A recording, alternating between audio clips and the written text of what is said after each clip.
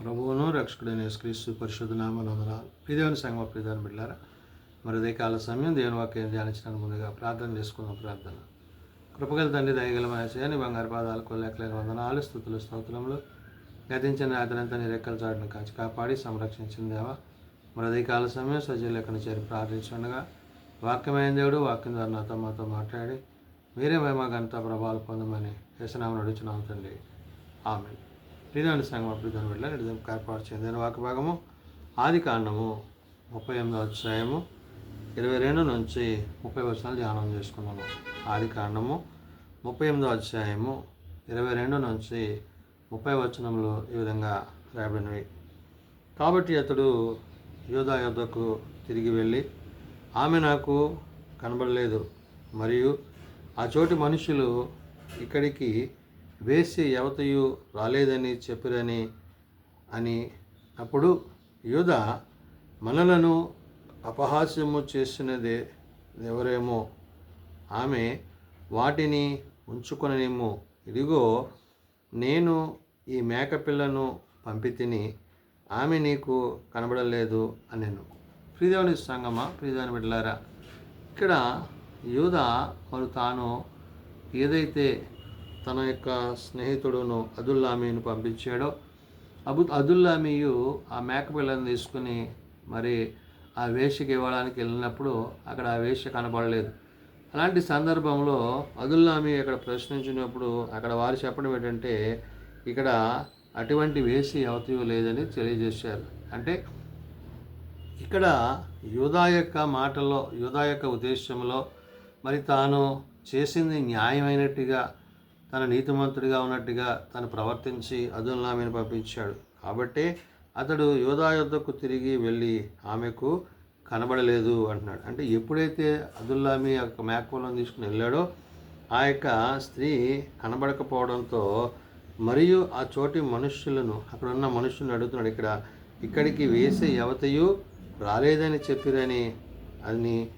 అప్పుడు ఇక్కడ ఎవరు వేసలేదు, అలాంటి స్త్రీ ఎవరు ఇక్కడ లేరు అని చెప్పి ఆ ప్రాంతం ప్రజలు చెప్పినప్పుడు అదుల్లామీ ఏం చేశాడంట, యూదా మనలను అపహాస్యము చేసినదేరేమో అని, ఆమె వాటిని ఉంచుకొననిమ్ము, ఇదిగో నేను ఈ మేకపిల్లను పంపితిని, ఆమె నీకు కనబడలేదు అనెను. అంటే తాను ఏమనుకుంటున్నాడంటే, యూదా మరి ఆ స్త్రీ దగ్గర ఏదైతే తాను కుదువు పెట్టాడో అవి తీసుకురావడం కోసం అదుల్లామీని మేకపిల్ల నుంచి పంపించాడు. అయితే మరి ఆ స్త్రీ లేకపోవడం తర్వాత స్త్రీ అతడు ప్రయాణమైనప్పుడు మనలను అపహాస్యము చేసేదరేమో అంటాడు. అంటే ఏంటి, ఇది అవమానకరంగా మరి భావించి యోధా అక్కడ ఈ మాట మాట్లాడి, ఆమె వాటిని ఉంచుకొననిమ్ము, ఇదిగో నేను ఈ మేకపిల్లను పంపితిని, ఆమె నీకు కనబడలేదు అనెను. అయితే తాను చేయదలిసింది చేశాడు, చేసి చూపించాడు. అయితే రమారమి 3 నెలలైన తరువాత నీ కోడలకు తామారు జారత్వము చేసెను, అంతేకాక ఆమె జారత్వం వలన గర్భవతి అయినదని యూదాకు తెలుపబడెను. అప్పుడు యూదా, ఆమెను బయటికి తీసుకుని రండి, ఆమెను కాల్చివేయవలనని చెప్పాను. ఇక్కడ యూదాకి ఒక వర్తమానం వచ్చింది.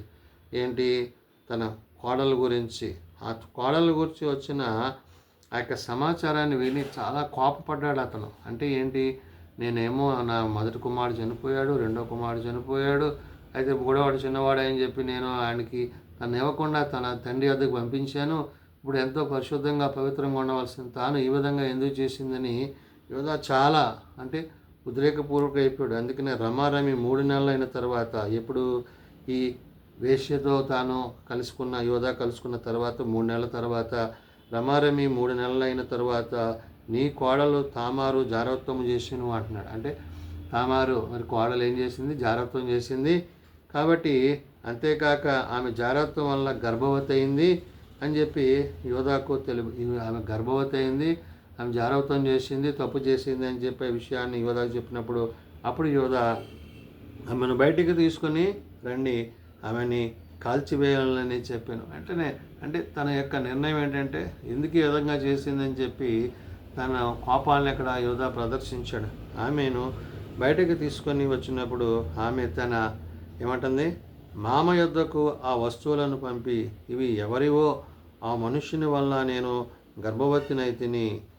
ఈ ముద్ర, ఈ దారము, ఈ కర్ర ఎవరివో దయచేసి గుర్తుపట్టుమని చెప్పాను.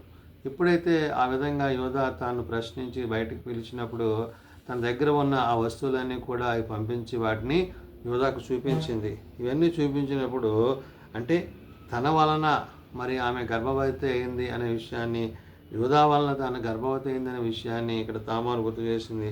అందుకు యోధా వాటిని గుర్తుపట్టి, నేను నా కుమారుడైన షేలాను ఆమెకు ఇయ్యలేదు గనుక, అంటే మూడవ కుమారుడైన షేలాకు ఆమెని ఇచ్చి పెళ్లి చేయలేదు గనుక ఆమె నాకంటే నీతిమంతురాలని చెప్పి మరి ఎప్పుడునూ ఆమెను కూడలేదు. కాబట్టి మరి యొక్క తను చేసిన అతిక్రమం, పాపం ఏదైతే ఉందో దాన్ని మరలా నేను చేయకూడదని చెప్పి తను తాను స్వపరీక్ష చేసుకున్నవాడే ఉన్నాడు. అంత మాత్రమే కాదు, మరలా ఎన్నడూ ఆమెను కూడలేదు, కలవలేదు. అయితే ఆమె ప్రసవ కాలమందు కవలవారను ఆమె గర్భమందుండిరి. మరి ఎవరైతే ఈ కోడలో మరి గర్భంలో ఉన్న ఆ యొక్క బిడ్డల విషయంలో మరి తాను ప్రసవించే దినాన్ని వచ్చే సమయానికి దాని గురించి చెప్తూ, ఆమె ప్రసవ కాలము కవలవారు ఆమె గర్భమందు ఉండిరి.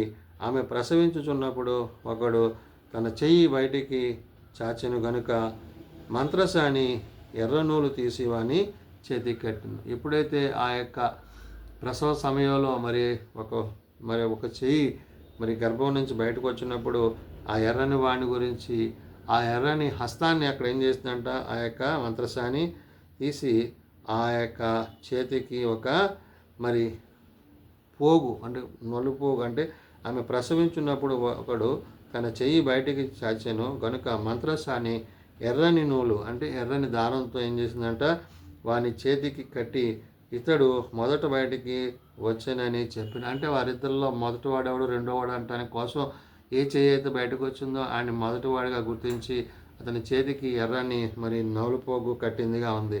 అతడు తన చెయ్యి వెనుకకు తీసుకున్నప్పుడు, అంటే అతడు మళ్ళీ తీసి లోపల పెట్టేసుకున్నప్పుడు అతని సహోదరుడు బయటికి వచ్చెను.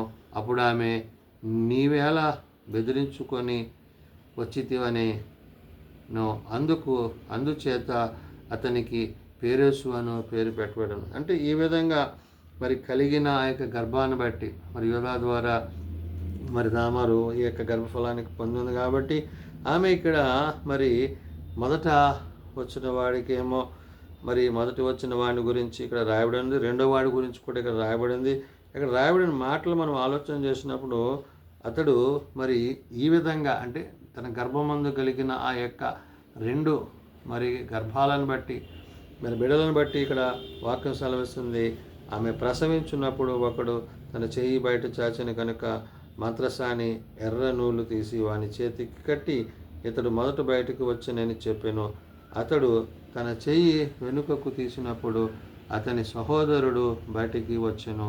అప్పుడు ఆమె, నీవేళ బెదిరించుకొని బయటికి వచ్చేతమని అందుచేత అతని పేరేసు అని పేరు పెట్టింది. మరి రెండో వాడికి పేరేసుగా అక్కడ నామకరణం జరిగింది. తరువాత తన చేతిని తొగరును అతని సహోదరులు బయటికి వచ్చినప్పుడు అతడు జరాహు అను పేరు పెట్టబడడం. ఇక్కడ మరి జరాహుగా, పేరేసుగా మరి బిడ్డలకు నామకరణం చేయడం అనేది అక్కడ జరిగింది. ప్రియమైన బిడ్డలారా, మరి యోధా తాను చేసిన తప్పు, తన అతిక్రమం, తన పాపము మరి దాన్ని సమర్థించుకుని మొదట మరి కోడలను భయపెట్టినప్పటికీ తరువాత ఆమె తన దగ్గర ఉన్న ఆ యొక్క వస్తువులు చూసినప్పుడు తను తప్పు చేశానని తను తెలుసుకుని పశ్చాత్తాపడిన వాడే అన్నాడు.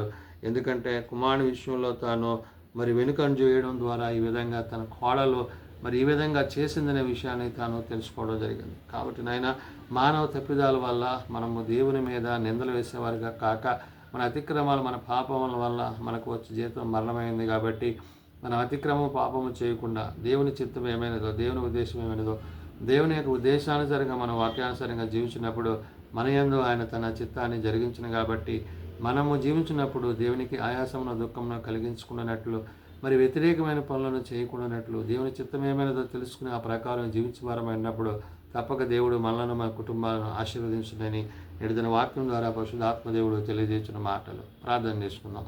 శాశ్వతమైన ప్రేమతో ప్రేమిస్తూ విడువ కెడబాయక కృప చూపుతున్న తండ్రి, నిజమైన ఆయన, ఆనాడు యోధా తాను చేసుకున్న నిర్ణయాన్ని బట్టి, తప్పును బట్టి అయా మరి సమర్థించుకోవాలనుకున్నప్పటికీ నాయన మరి తాను చేసినది మరి తప్పని తెలుసుకుని నాయన మరి దాని విషయమే పశ్చాత్తాపడిన వాడే ఉన్నాడు. అయితే నాయన మరి కలిగిన మరి గర్భఫలాన్ని బట్టి మరి కోడలు మరి ఇద్దరు కుమారులను కని నాయన వారిని ప్రశ్నించడం జరిగింది. అయితే నాయన మరి ఇది శరీర సంబంధమైన లోక సంబంధమైన ఆలోచనే తప్ప నీ యొక్క ఉద్దేశం కాదనే విషయాన్ని నువ్వు గుర్తు చేసావు. కాబట్టి నాయన మా అతిక్రమాలు మా పాపముల వల్ల అవి మాకు నీకును ఆయాసాన్ని కలిగించేవిగా ఉన్నాయి. కాబట్టి నాయన నీ చిత్తానికి దూరం అవుతున్న పరిస్థితులు.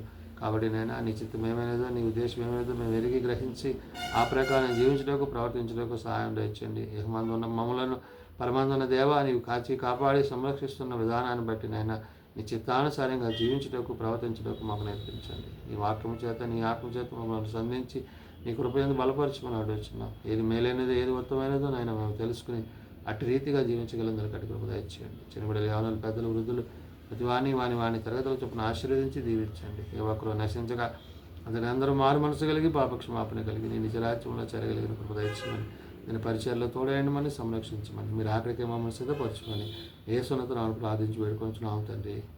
ఆమేన్. పరలోకమందున్న మా తండ్రి నీ నామం పరిశుద్ధపరచబడగాక, నీ రాజ్యం వచ్చుగాక, నీ చిత్తం పరలోకమందు నెరవేర్చినట్లు భూమి మీద నెరవేరుగాక. మా అనుదినాడు మాకు దయచేయండి. మళ్ళీ ప్రార్థన చేసిన వారిని మేము క్షమించిన ప్రకారం మా ప్రార్థనలో క్షమించండి. శోధనలో ఏకాదశులను తప్పించండి. రాజ్యము శక్తి మహిమ నిరంతరం నీవే అన్నారు తండ్రి. ఆమేన్. మన పరమతైన దేవుని ప్రేమ, ప్రభువైన యేసుక్రీస్తు కృప, ఆదరణకర్త అయిన పరిశుద్ధాత్మ సహాయము సదా తోడేయండి సంరక్షించును గాక. ఆమేన్.